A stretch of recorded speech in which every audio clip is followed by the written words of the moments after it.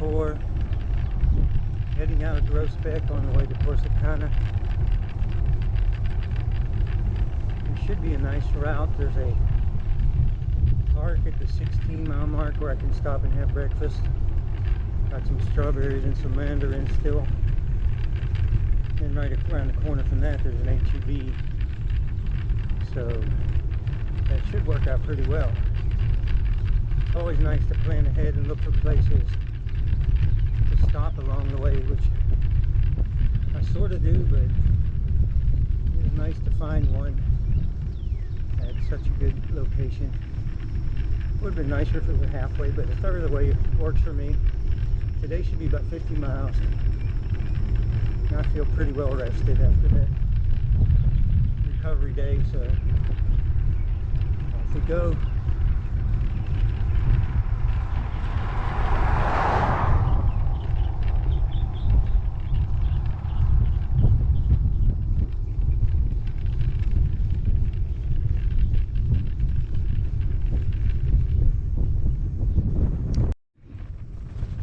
Okay, nice quiet area, time to get into what this is all about. I was originally going to go to New Orleans, take about 2 weeks, following the cycle adventure Southern Tier, which passes through Austin in New Orleans. My objective was to, well, I guess more of the objective of this to, anyway, figure out logistically how to do it even in a fruit-based way.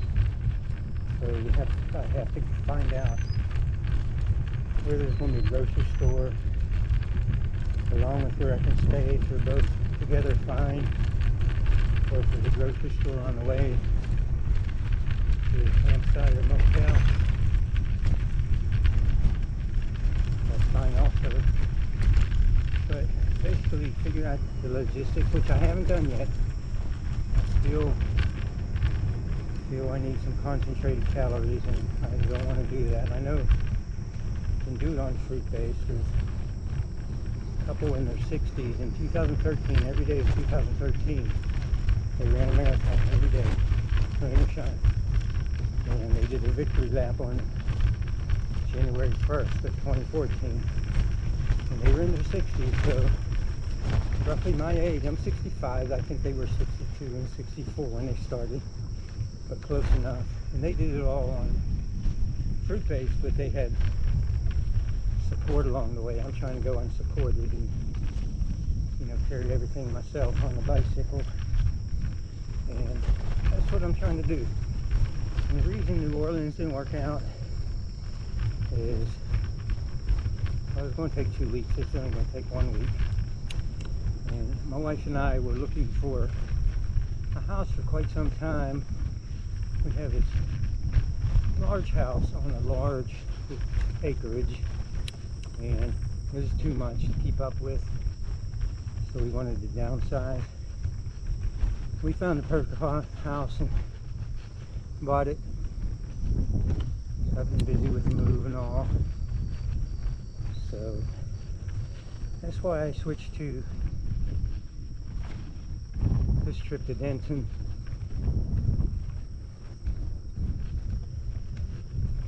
Because it's a shorter trip, as pressed for time. I wanted to do it earlier in the year, but with this move and all, and my dad got sick, I had to go see him before he passed, and so here I am.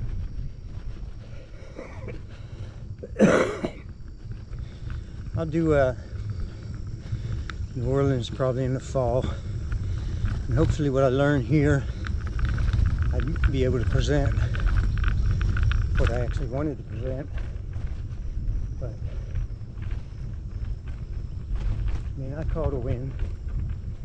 This is a learning experience. I'm learning a lot about the logistics. I just got to figure out the calorie consumption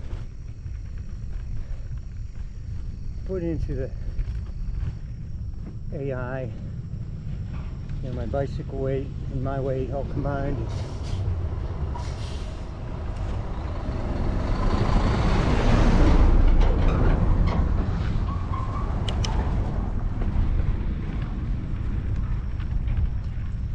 see how many calories I burn based on that information. And you know, on perfect conditions, came out at 60 calories per mile, which was higher than I expected because I burn 90 calories a mile running.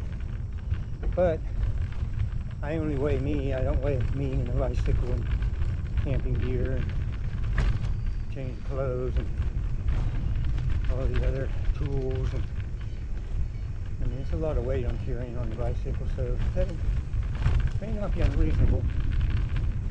So at 60 calories, if I do 60 miles, it's 3,600 calories, and if I need 18 my basal rate, you do the math. That's a shitload of calories of fruit. Now, doing the math on the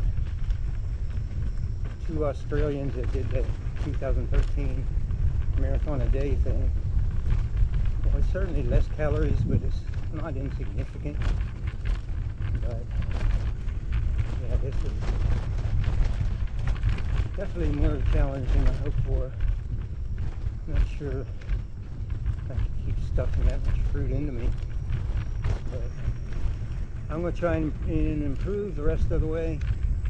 I got 50 mile day, 60 miles day, 60 mile day. So let's see how that goes. This is my kind of riding here. So peaceful, all the greenery all around. Haven't seen too many cars today. This is a good route so far. I have my rest stop planned at Maxia is the name of the town, which another 9 miles to go maybe. And you know, I expect a little traffic. That's not, you know, kind of like Groesbeck size-wise. I think a little smaller. There's plenty of traffic in Groesbeck.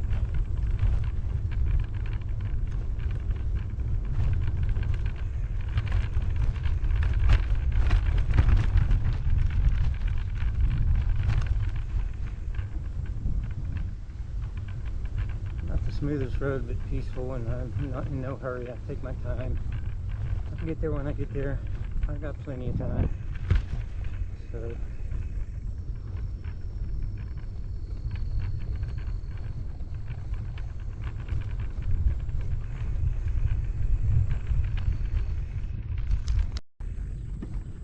okay, this being a fruit-based prevention and all, some of the things I learned. Apples travel really well. It seems like a good fuel source, but on that second day, when I get off more than I could chew, it's just, I'd have like 3 apples left, and it's like, okay, I'm going to eat all these to get me the rest of the way there. And I could only eat one. They didn't seem to go down, but I think it's just, you know, a matter of biting off more than I could chew.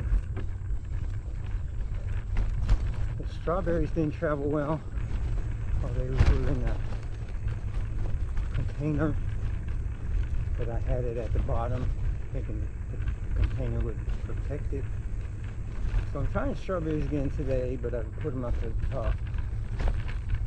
The mandarins travel pretty well. Experiment with some other things. Guava got kind of smushy, you know, same kind of container like the strawberries, but not too bad that I could eat them. Maybe better for, you know, when I get to town kind of thing, or get to the campsite, and I can, you know, get them in just a short haul from the grocery store to the campsite or the motel, and it should be in pretty good shape then.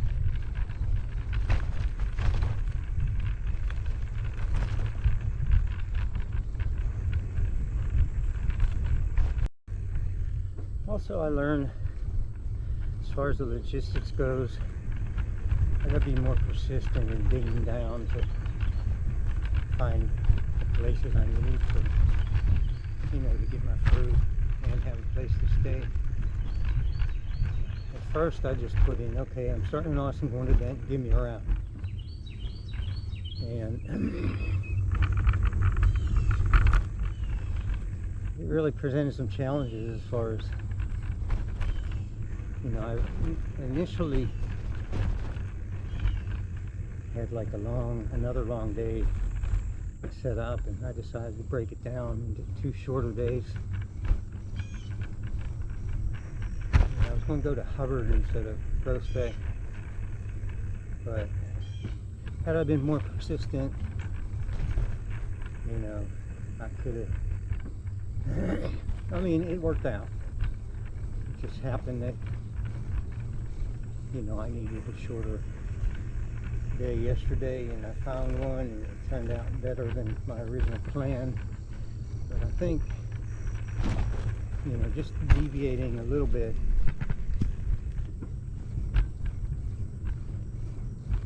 should make things go a little smoother.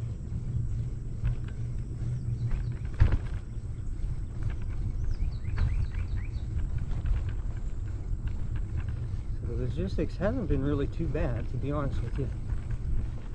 Everywhere I go, there's a grocery store. So, I mean, I'm only, I don't know, 30 miles maybe, following the the I-35 corridor. You know, I'm east of that, so probably that may have something to do with it. When I look at the New Orleans, it's an established route, and it's adventure cycling, but you know, I'm sure it wasn't made for fruitarian adventures. So whenever I get to that, I'm gonna have to dig a little deeper to see, because I went through it once and I saved a bunch of places in my maps for potential spots. But I guess it's also, I mean, it wasn't too bad. I mean, I was planning on 40 miles a day, and there are some places where I can find a grocery store, so I would have to go bring enough from the one town that had one to the next town I didn't, and have enough left over for the next day. And based on what I got going here on this trip, I mean, I think I have the capacity with this setup to bring enough, but in the shorter days, you know, if I'm a little bit low on fuel for the trip, I mean, you know, I'm doing 40 miles, I'm not doing 40 miles, you know, I'm not doing 75. So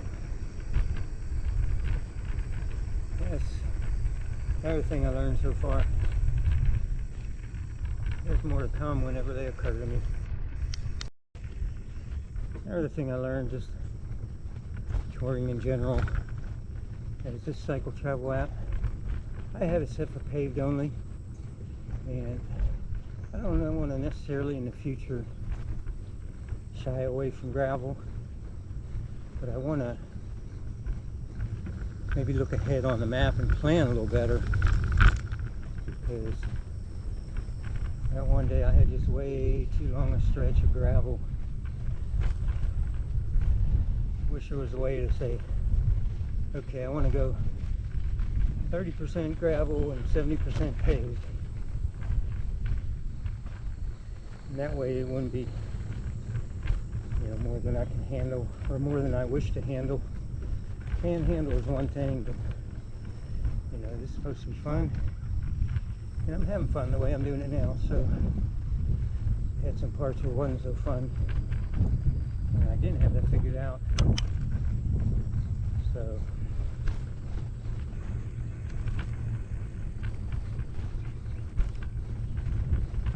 an adventure. I'm happy with how it's turning out.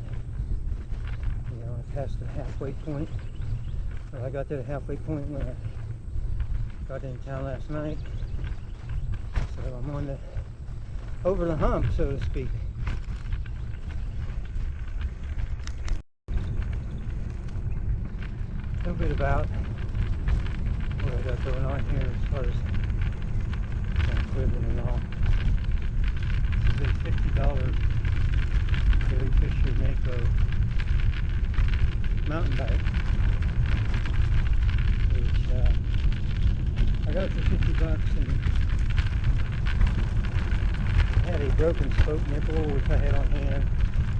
The rear brake cable was frayed. I had it on hand also. That thing came out, and the grips were all torn out like a typical mountain bike. And I had some grips that I bought for a $1,000 bike that I got from REI, which I ended up returning. These old bikes are great. I love the old bikes so much better. And so, but it'd be nice if that was the end of the story. But you know, I spent money on the GoPro. Each of the tires, I got some touring tires from Continental. They're nice tires. They got a nice feel to them. I love these tires. They were $50 each, so 2 tires cost me twice as much as the bike itself.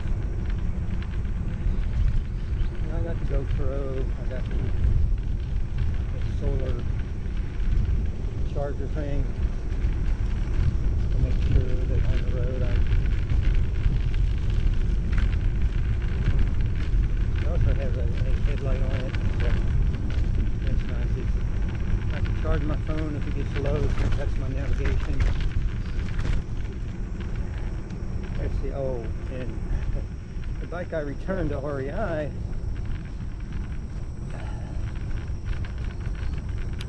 could only,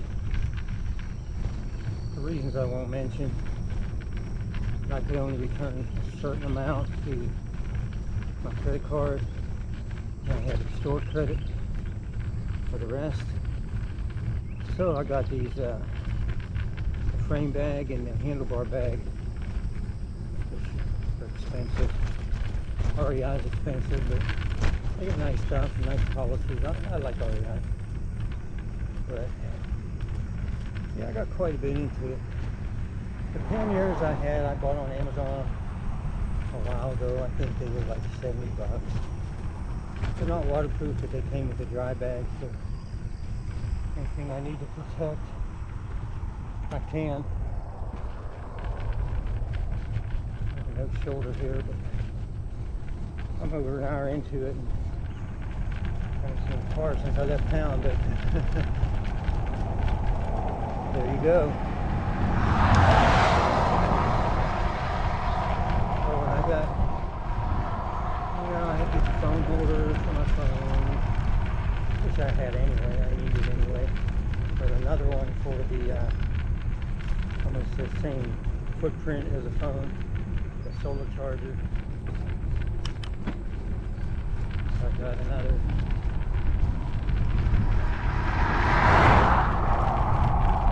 mount for it. And all the camping stuff, I mean, I bought for my last adventure. I did a 3-day Texas hill country, which I was more prepared for physically, but it is hill country. So even though I mean, the most I did in a day is 52 miles, but oh, I really felt it. But anyway,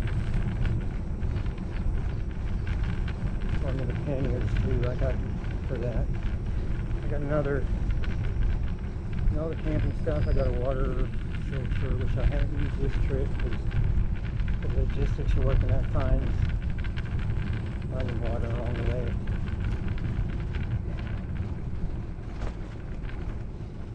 think that's about it. And another lesson learned.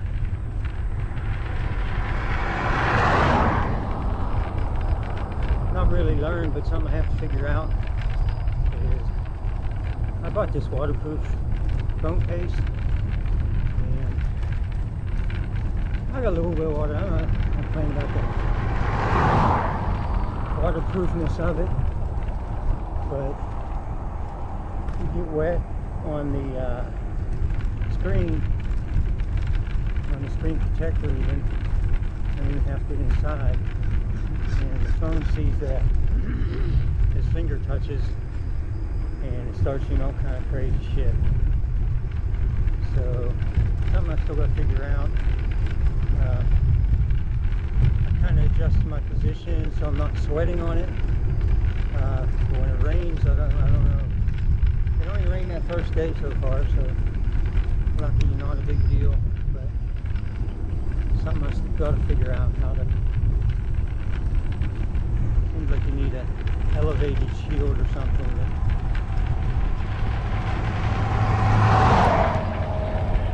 I don't know. I don't think that's the answer, but like I said, I got to figure it out.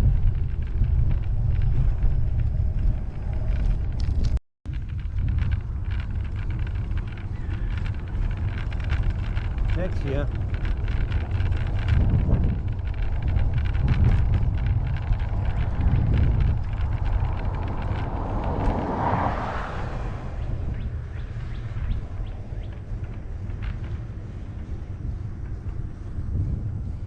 About 2 miles or so to the rest stop, so just going to chill.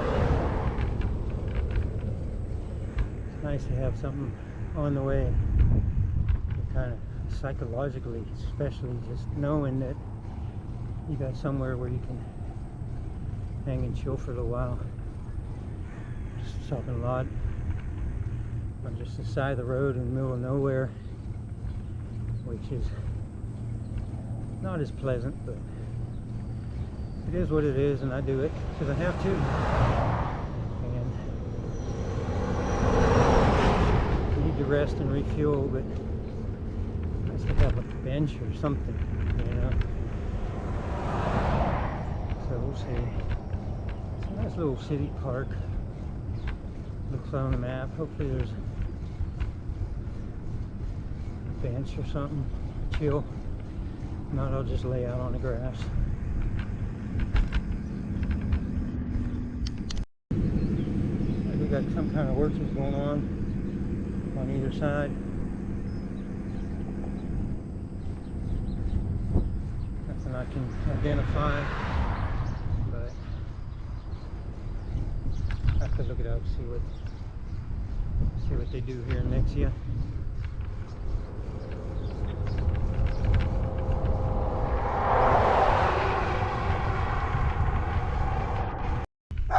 Oh, he's changed. Thought I was going to finally get my dog footage.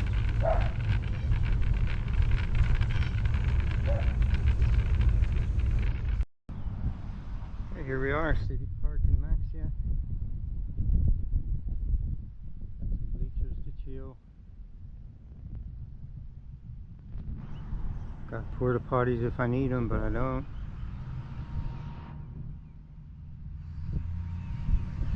Take it. Okay, even up top the strawberries didn't survive very well, so they'll be edible, but strawberries definitely either out or need to find a better way to transport them.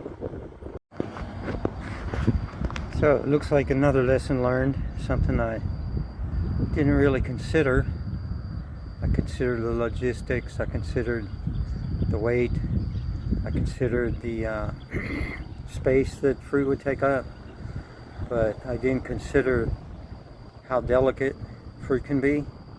The travel, I mean, I did, you know, I think, well, you know, I'm not going to take bananas because I knew they wouldn't travel well, but looks like apples, grapes, and the mandarins seem to work for the long haul, And then in those instances where I do get to town and get some fruit, you know, I can have other stuff like the strawberries and the melons and some that might be more delicate. I haven't tried the melons for the long haul, but I've been usually just getting those for the for at the campsite or hotel and what have you.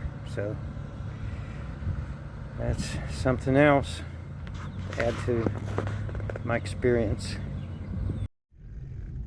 Oh, and another thing I forgot to mention, that with the logistics of this trip and the timing, you know, I wanted to make a shorter trip. I had some other travel plans that we made those, and I wanted to get back for the Texas Fruit Festival. Since the topic here is riding with fruit, I don't want to miss the Texas Fruit Festival, April 30th through May 3rd in Austin, Texas. Come check it out. It's a great time, a lot of great people, great speakers if you're into that. I miss my time. That's what I get.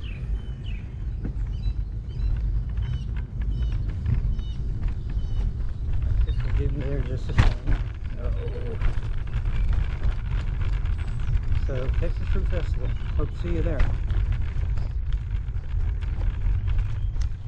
3 new stops to the right. They ran about 3 meters and they stopped. Some exploited animals here to the right.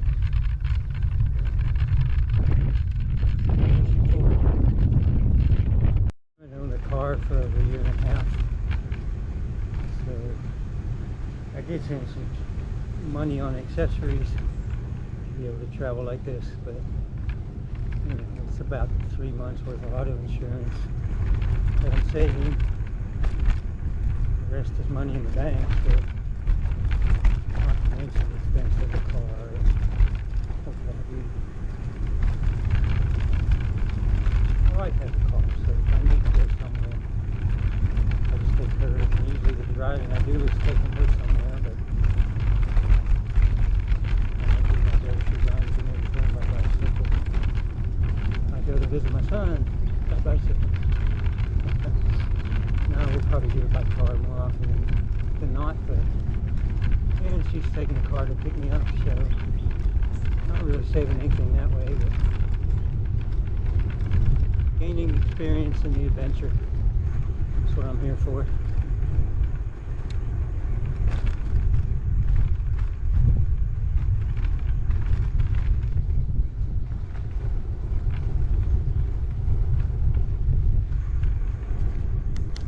Paved only route, which is fine. Just bring it up because I want to bring to the attention that, well, I kind of, you know, expect rough spots along the way, but now I experience them, and that's something. Everybody's all worried about AI. AI has never experienced a damn thing. They can spot off a bunch of stuff and data, and it's good for certain data things, but not the be-all end-all. It has zero experience with 100% of the things. What I'm experiencing now, this is real. AI is just a bunch of BS. I mean, it has its place, but you know what I mean. It's not all the hype that they're making. It's blockchain 2.0. All the blockchain hype is just pure marketing, trying to sell, getting seed money or whatever. Same thing with AI. No experience.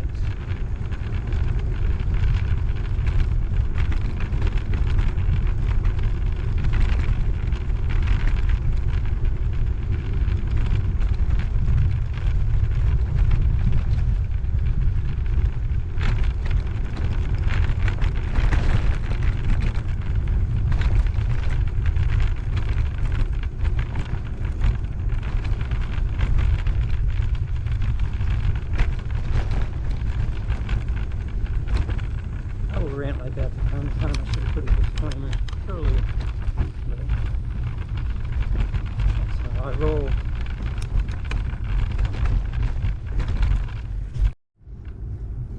I did use AI for this trip to give me a weather forecast, saying I'm going to start at location A, I'm going to travel to B, C, D, E, and then told it to give me the forecast for each of those places on the given days.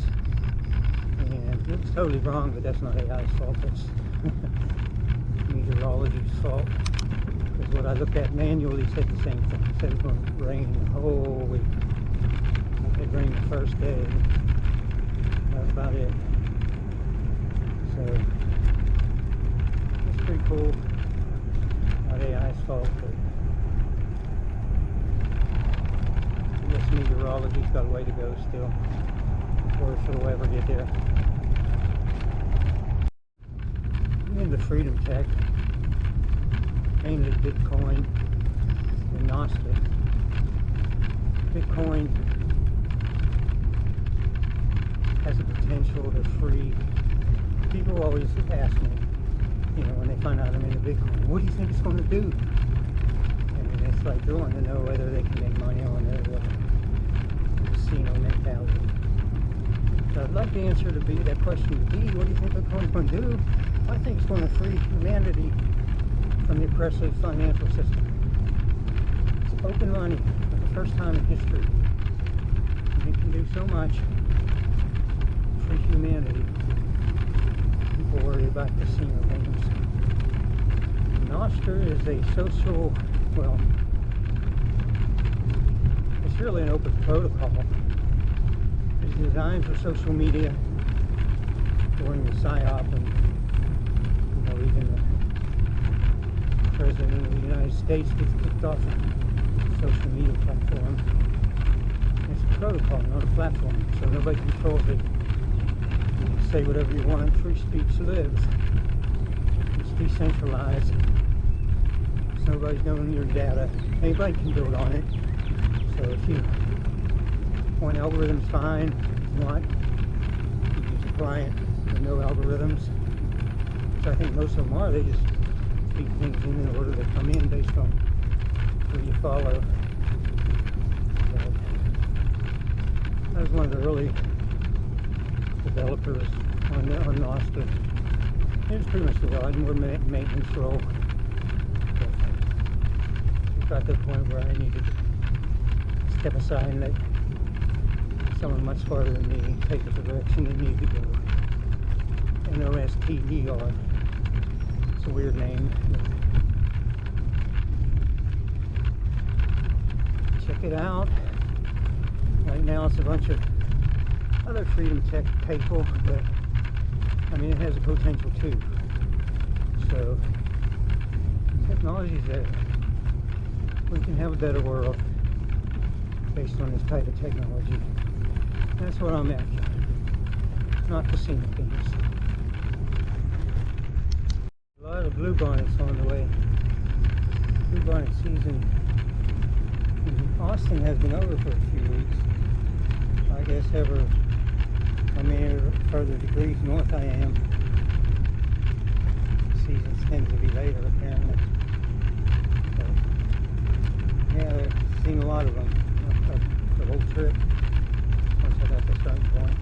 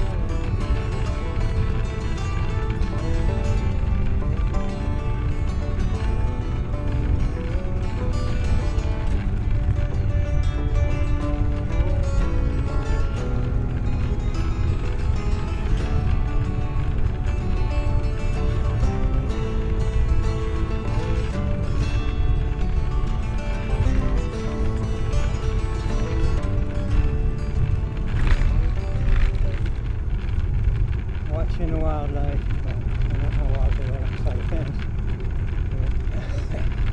But not the road, not the rumble strips.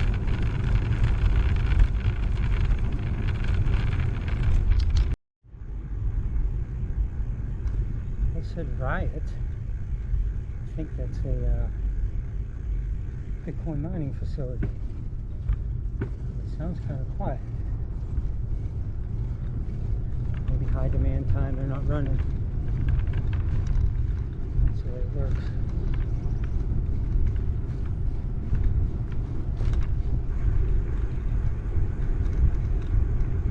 Facility.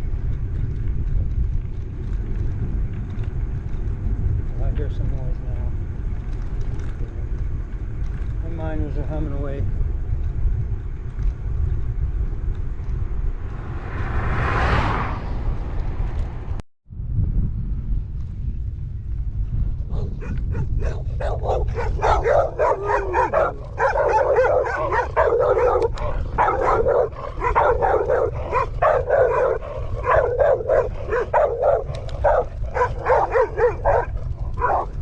Nice of you to come say hi.